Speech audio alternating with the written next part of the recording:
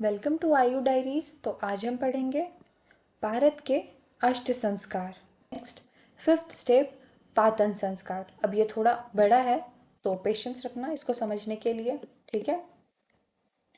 पातन संस्कार परिभाषा: पातन संस्कार हेतु कथित औषधियों द्वारा पारद का मर्दन करके ऊर्ध्व, अधः एवं तिर्यक पातन यंत्र द्वारा पारद को प्राप्त करना पातन कहलाता है, जिससे पारद स्थित नागवंग के संपर्क से उत्पन्न किंचुक दोष का नाश होता है। अब किंचुक का मतलब क्या होता है कि जैसे जो सांप नहीं होता उसके ऊपर की लेयर होती है वो किंचुली, जो वो अपने जैसे जैसे वो बड़ा होता है वो अपनी स्किन की लेयर छोड़ते जाता है तो वो कितना पतला होता है। तो इन दोषों का जो लेयर होता है ना पारद पे, उसकी थिननेस कितनी है कि पारद पे ये कितने पतले इस पतले पारद की जो पारद पे इन्होंने कितनी अपनी पतली लेयर बना रखी है, ये बताने के लिए यहाँ पे किंचुक ये वर्ड यूज़ किया गया है, ठीक है।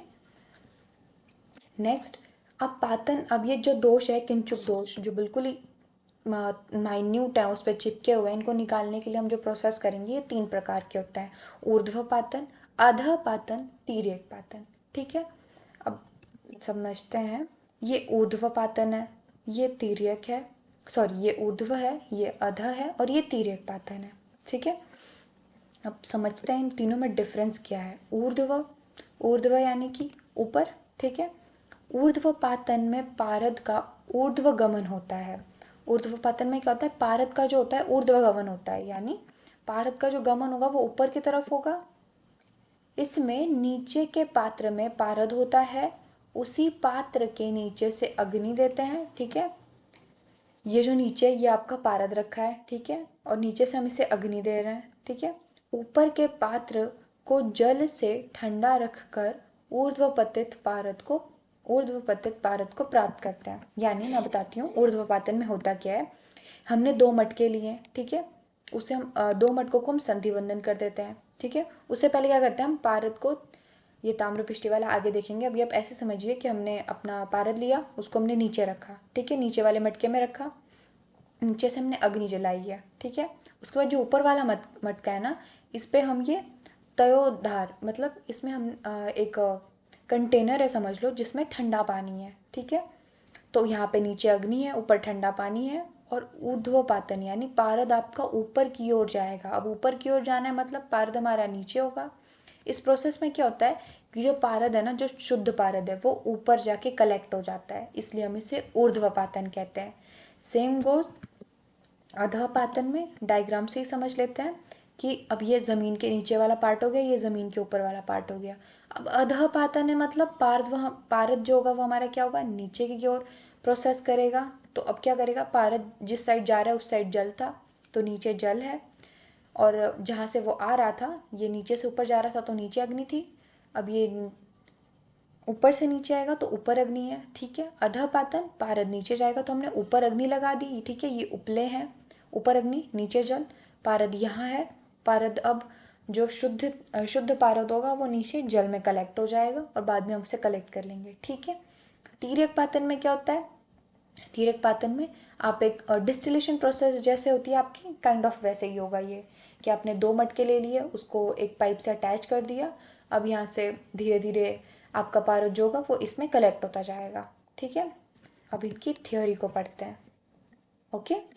सो ऊर्ध्वपातन तो पढ़ ली हमने। अधः पातन में पारद नीचे की ओर गमन करता है, ठीक है, नीचे की ओर गमन करता है। इसमें पारद ऊपर के पात्र में होता है। पारद जो क्या है, ऊपर के कंटेनर में होगा तभी तो वो नीचे आएगा। अग्नि भी ऊपर से ही दी जाती है, अग्नि भी ऊपर से दी जाती है, अभी हमने देखा। तथा नीचे के पात्र में जल होता है, जिससे अधः पतित पारद को प्राप्त करते हैं, ठीक है। तिर्यक पातन में एक पात्र में पारद भरकर अग्नि पर रखा जाता है। यह पात्र एक नली से जुड़ा होता है, अभी जैसे हमने डायग्राम में देखा, और नली का दूसरा सिरा जल युक्त पात्र में रखा जाता है, ठीक है। जलयुक्त पात्र में वशीभूत पारद शीतल जल के संपर्क से द्रव स्वरूप में एकत्र हो जाता है। ठीक है, यहाँ पे अग्नि जल रही है, इसमें फिर पानी है, यहाँ से पारद आपका जाके कलेक्ट हो रहा है, और फिर वो पानी में जाके कलेक्ट हो रहा है, फिर हम वहाँ से उसको कलेक्ट कर लेंगे। ठीक है, ये आपके 3 प्रोसेस हो गए। अब इनकी थियोरी है, मतलब हम क्या मटेरियल यूज़ कर रहे हैं, किससे हम कर रहे हैं, अब ये पढ़ना है। ठीक है, चलिए स्टार्ट करते हैं। ऊर्ध्वपातन।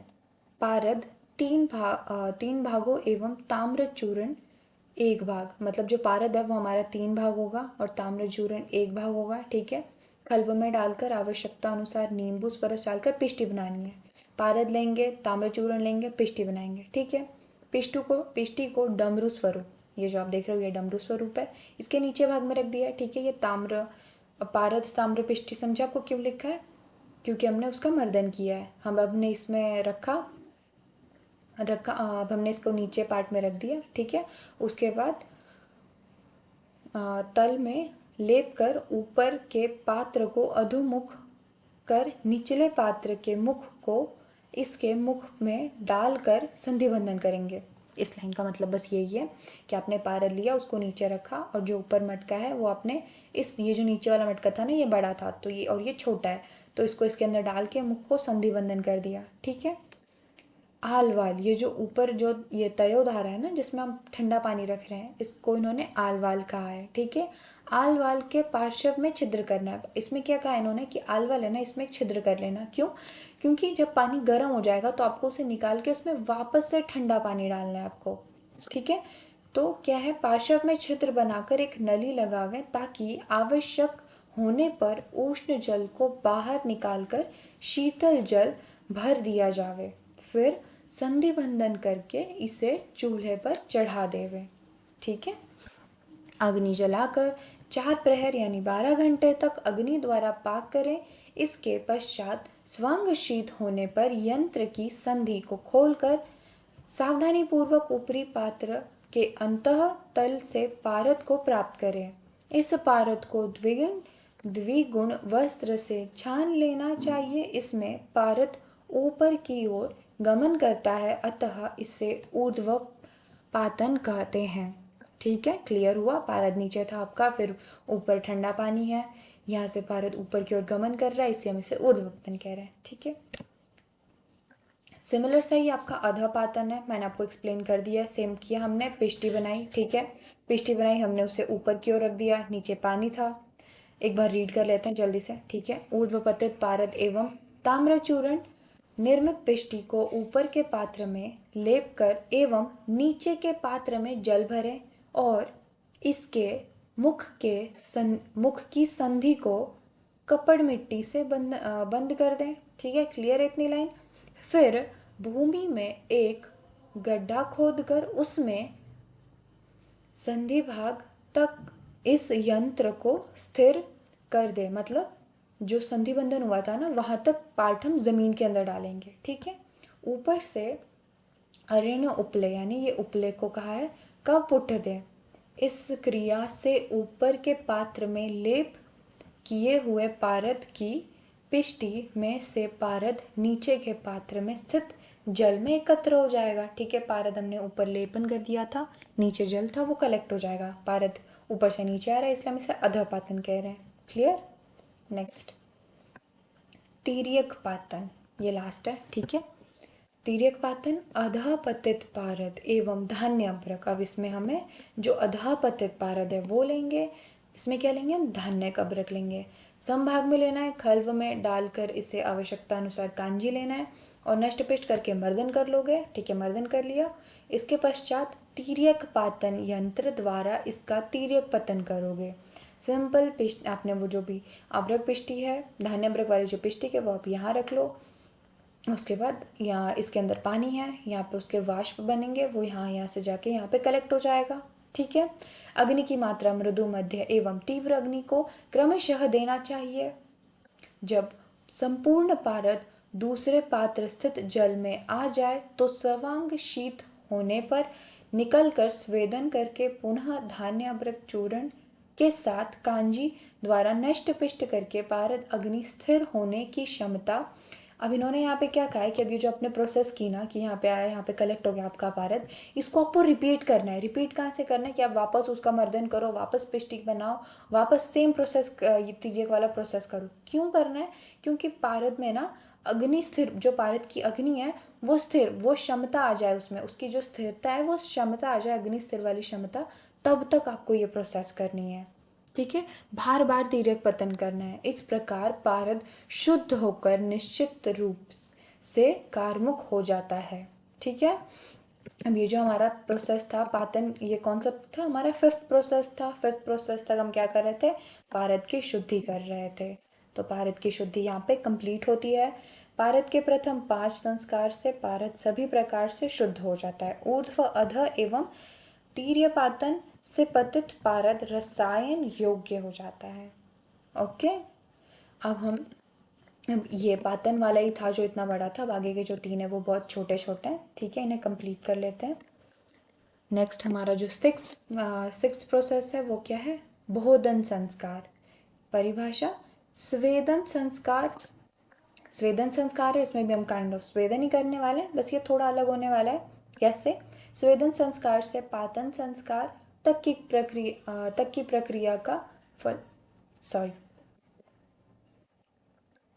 बोधन संस्कार। परिभाषा: स्वेदन संस्कार से पातन संस्कार तक की प्रक्रिया के फल स्वरूप पारद मंदवीर्य, षंड एवं मरण सन हो जाता है। ठीक है, हमने दोष निकाल दिए, वो बिल्कुल ही कोई प्रॉपर्टी नहीं रह गई है इसके अंदर, ये बिल्कुल ही बस शुद्ध है। तो अब क्या करना है? ये बिल्कुल मरा हुआ सा हो गया, अब हमें इसकी क्वालिटीज़ को रिगेन करवाना है। तो फिर से उसमें वीर्य उत्कर्ष के लिए की जाने वाली प्रक्रिया को बोधन कहते हैं। ठीक है, वीर्य उत्कर्ष, हम उसकी क्वालिटी को बढ़ाएंगे। इस प्रोसेस को हम क्या कह रहे हैं? बोधन, या इसे हम रोधन भी कहते हैं। ठीक है, अब इसका प्रोसेस क्या है कि सैंधव लवण लो, सैंधव लवण के घोल में 3 दिन तक पारद को रखने पर बोधन हो जाता है। अतः पारद को एक बड़े मिट्टी के घड़े में 1 भाग सैंधव लवण लोगे और 3 भाग जल का लोगे, डालकर घड़े के मुख को बंद कर देंगे। 3 दिन रखा जाता है, जिससे पारद का षडंता और मंदता को त्याग कर वीर्यवान हो जाता है। इसे बोधन संस्कार कहते हैं। चतुर्थ दिन जल को निथार कर पारद प्राप्त कर लिया जाता है। बोधन संस्कार सिंपल है, आपने कितना, 1 भाग सैंधव लवण लिया, 3 भाग पानी लिया, उसमें आपने बोधन को रख दिया। 3 दिन तक आप इसे, इसका जो मुख है वो कवर करके रख दो, और उसके बाद चौथे दिन इसको निथार कर आपका पारद प्राप्त हो जाएगा, जो कि वीर्यवान होगा। ठीक है, बढ़ते हैं अगले स्टेप की तरफ। नियमन संस्कार। अब नियमन हम उसको किस चीज़ के लिए नियमित कर रहे थे? कि वो अपनी चंचलता को कंट्रोल करे। पढ़ते हैं। बोधन रोधन संस्कार द्वारा वीर्य उत्कर्ष प्राप्त पारद के चपलत्व को नियंत्रित करने हेतु की जाने वाली जो स्वेदन क्रिया है उसको नियमन संस्कार कहते हैं। विधि: यह संस्कार पानपत्र, लहसुन, सैंधव लवण, भृंगराज एवं इमली प्रत्येक को पारद के षोडांश लेकर कल्क बनाकर उस कल्क में पारद को रखकर कांजी से डोला यंत्र में 3 दिन तक स्वेदन करना है, और उसका जो चंचलता है वो नियमित हो जाएगा। क्या करना है आपको? ये सारी चीज़ें लेनी है, इसको आपको डोला यंत्र में डालना है, नीचे लिक्विड आएगा। ठीक है, इसमें अपने क्लॉथ में अपने पारद को बांध के रख लिया। अब 3 दिन तक हम स्वेदन करेंगे और इसकी चंचलता को कंट्रोल कर लेंगे नियमित। ठीक है, ये लास्ट प्रोसेस है दीपन संस्कार। दीपन में क्या कर रहे थे? बेसिकली हम इसकी भूख बढ़ा रहे थे। एक बार पढ़ लेते हैं। पारद में बुभुक्षा उत्पन्न करने के लिए की जाने वाली जो प्रक्रिया है उसे हम दीपन संस्कार कहते हैं। दीपन से पारद में बुभुक्षा बढ़ती है। ठीक है, जिस प्रकार भूखे प्राणी में भोजन की इच्छा उत्पन्न होने से सामने रखे अन्न को शीघ्र खा लेता है, ठीक उसी प्रकार दीपन संस्कार से पारद ग्रास लोलुप होकर स्वर्ण आदि को शीघ्र ग्रसित कर लेता है। क्लियर हुआ कि हमने उसकी भूख क्यों बढ़ाई? इस संस्कार में स्फटिक, कांसे, टंकण, कृष्ण मरीच, सैंधव लवण, राई और ये शिग्रु है, शिग्रु की छाल, पारद के षोडश अंश लेकर इनके कल्क में पारद को रखकर पोटली बना डोला यंत्र में विधि से कांजी के साथ 3 दिन तक स्वेदन करना है। उसके बाद उष्ण जल से प्रक्षालित कर पारद को प्राप्त कर लेना है। इस प्रकार इसका दीपन संस्कार हो जाएगा। तो दीपन संस्कार भी सिंपल है। दीपन संस्कार क्या है? आप इसकी भूख बढ़ा रहे हो, स्वेदन करना है, अपनी ये सारी चीज़ें ली, डोला यंत्र में किया और 3 दिन तक किया। अब आपने ये नोटिस किया होगा कि स्वेदन संस्कार जब भी आ रहा था 3 दिन तक आ रहा था। तो ये चीज़ आपको याद रखना ईजी होगा। ठीक है, तो क्या आपको ये सारी चीज़ें क्लियर हुई? अब एग्ज़ाम टाइम पे आपको मैंने स्टार्टिंग में बता दिया था कि आपको पता होना चाहिए कि नाम क्या है, ठीक है, स्टेप्स में चेंजेस क्या आ रहे हैं और आपने कौन सा यंत्र यूज़ किया है। तो आप उस यंत्र का डायग्राम बना सकते हो। ठीक है, चेंजेस लिख दोगे, नाम लिख दोगे, इससे पता लग जाएगा एग्जामिनर को कि हाँ आपको पता है। ठीक है, तो आज हमने क्या पढ़ा? हमने शोधन और संस्कार में भेद पढ़ा कि आखिर हमें संस्कार की नीड क्यों है। उसके बाद हमने नाम पढ़े, स्वेदन, मर्दन, मूर्छन, उत्थापन, पातन, बोधन, नियमन, दीपन। आई होप आपको इसी वीडियो में ये सारा कुछ लर्न हो जाए। कुछ क्लियर नहीं हुआ हो तो कमेंट कर दीजिएगा, मैं कमेंट में रिप्लाई दे दूँगी। बाकी कोई भी डाउट हो आप कमेंट कर सकते हो। उसके बाद कोशिश करना आपको जो पार्ट ना समझा हो वापस रिप्ले कर लेना। ठीक है, मिलते हैं अगले वीडियो में। Thank you. चैनल को प्लीज़ सब्सक्राइब करिए, लाइक करिए और शेयर करिए।